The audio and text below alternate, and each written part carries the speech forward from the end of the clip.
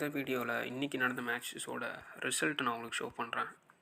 ஆக்சுவலாக இன்றைக்கி நான் ப்ளே பண்ணியிருந்தேன் morning super smash women's super smash T20யும் அதுக்கடுத்தான் நடந்த GSA T20 மேட்ச் 2 மேட்ச் தான் இப்போதைக்கு ப்ளே பண்ணியிருக்கேன்.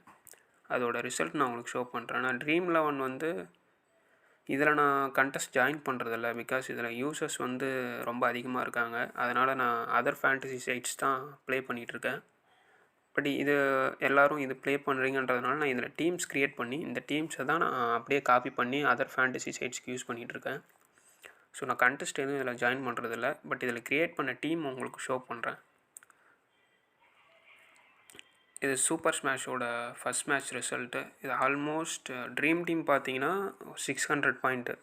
நம்ம ஆல்மோஸ்ட் ஒரு 40 பாயிண்டில் தான் கடைசியாக கேப்டன் ஒரே ஒரு விக்கெட் எடுத்திருந்தாங்கன்னா ஆல்மோஸ்ட் அவங்க தான் death over 20th over Pavul பண்ணாங்க. ட்ரீம் டீமோட பாயிண்ட்ஸ் பார்த்தீங்கன்னா 608, நம்மளோட points 560 points. Almost closest match தான். பட் இப்படி மிஸ் ஆயிடுச்சு. இன்னும் ஒரு விக்கெட் எடுத்திருந்தாங்கன்னா கேப்டன் நம்ம ஃபஸ்ட் ப்ரைஸ் எடுத்துருக்கலாம். அடுத்தது அதுக்கடுத்த match GSA T20 tournament. Mostly இந்த டோர்னமெண்ட்டில் எல்லாம் அண்டர் 19 பிளேயர்ஸை தான் விளாண்டுருக்காங்க. மோஸ்ட்லி யாருக்கும் தெரிஞ்சிருக்க வாய்ப்பு இல்லை. அதை நம்ம டீட்டெயிலாக ரிசர்ச் பண்ணி டீம் கொடுத்துட்ருக்கோம். உங்களுக்கு இந்த மாதிரி டீம் வேணும்னா என்னோடய டெலகிராம் சேனலில் ஜாயின் பண்ணிக்கோங்க. இன்றைக்கி நடந்த மேட்ச்சில் நம்ம மேக் பண்ண டீம்ஸ் இதுதான். நான் என்னோடய சப்ஸ்கிரைபர்ஸ்க்கு டெலகிராம் சப்ஸ்கிரைபர்ஸ்க்கு டீம் 1 ஸ்மால் லீக் ரெக்கமெண்ட் பண்ணியிருந்தேன். இந்த டீம் யூஸ் பண்ணியிருந்தாங்கன்னா அவங்க ஒன் சைடாக நிறையா சான்ஸ் இருக்குது. ஏன்னா நம்ம இன்றைக்கி யூஸ் பண்ணியிருக்கிறது 2 பண்ட் யூஸ் பண்ணியிருந்தோம்.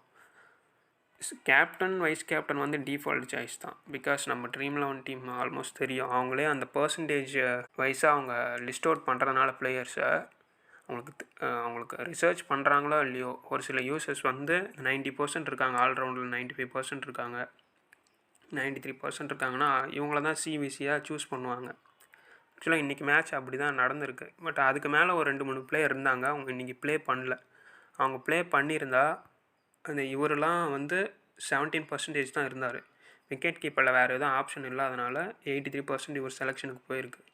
அதனால் இந்த மாதிரி பன் பிளேயர்ஸ்லாம் ட்ரீம் 11 பர்சன்டேஜ் அவங்க லிஸ்ட் அவுட் பண்ணுறதுனாலேயே அதை ரிசர்ச் பண்ணி டீம் போடுவாங்க இல்லையா, அவங்களுக்குலாம் வந்து ஒரு யூஸ்லெஸ்ஸாக போயிடுது.